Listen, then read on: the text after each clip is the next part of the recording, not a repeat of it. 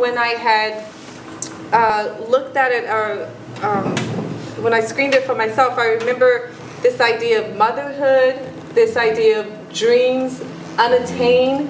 There was pieces of it that, in terms of how I viewed your art, there was a subtleness to your message, and I really appreciated that. What was your path and journey, and just, you know, how you sort of unfolded the story in terms of making choices of how you conveyed those themes? It's an excellent question, and I compare it to like an onion. You know, you say like an unraveling. That's what it was whenever I was trying to come up with this concept. I started with Zoe, my dear friend, who's the lead actress. I mean, I went to community theater.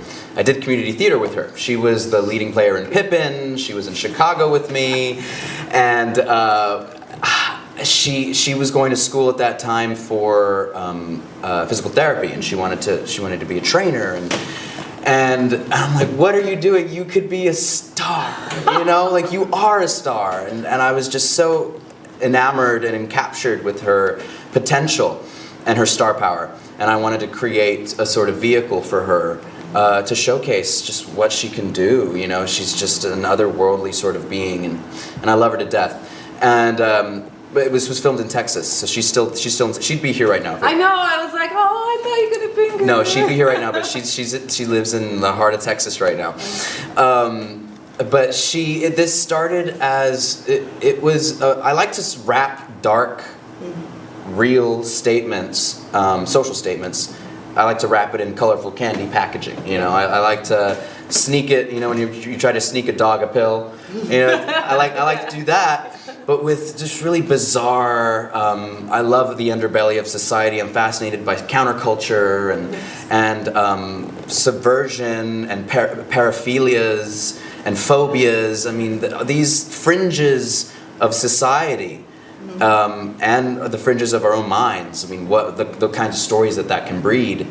But I also like to bring humanity to those sorts of things. You know, and I was raised by a single mom. I'm an only child.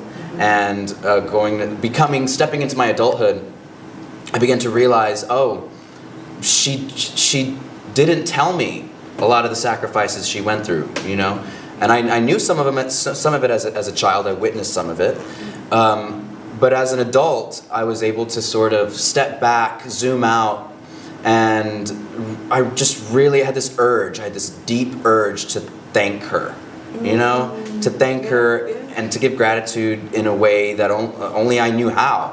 I don't have a therapist, you know what I mean? I probably need one. There's a few in here. There you go. All right, give me your number after.